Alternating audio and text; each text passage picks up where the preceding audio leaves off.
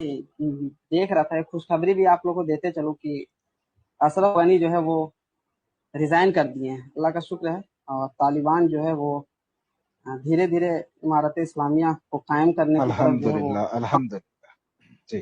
गामजन है, गामजन है।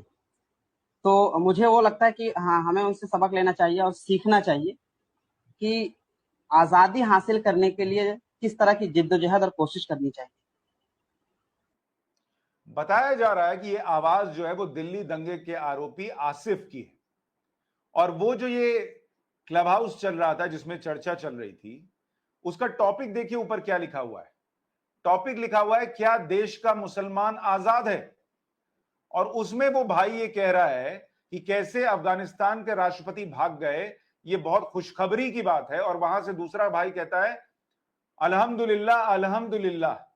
और उसके बाद ये कहता है, आवाज सुनाई देती है कि हमें तालिबान से सीखना चाहिए कि आजादी कैसे हासिल की जाती है।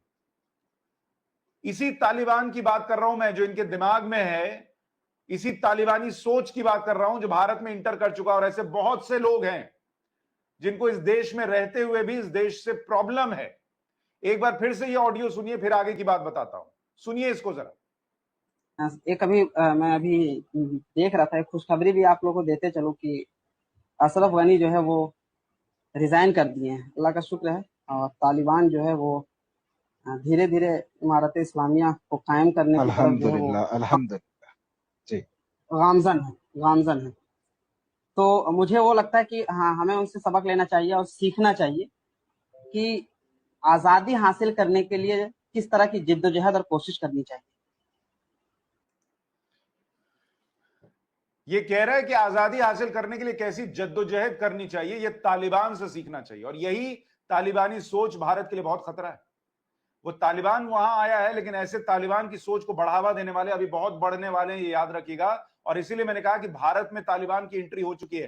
फिजिकली ना हुई हो, आप ये सोचे कि उसको कश्मीर के उधर रोक दिया, लेकिन इन लोगों के तालिबान में, इन लोगों के दिमाग में तालिबान घुस चुका है भाई। और ये जो दिमाग में ये तालिबानी सोच घुसी है, ये इस देश को बर्बाद करने के लिए पड़ी है। कि इनको आजादी चाहिए, किस बात की आजादी चाहिए मुझे समझ में नहीं आता। क्या इस देश में मुसलमानों के साथ हो रहा मुझे समझ में नहीं आता। इन लोगों को यह तस्वीर नहीं दिखती कि कैसे तालिबान के आने पर लोग जो हैं वो यूं भाग रहे हैं।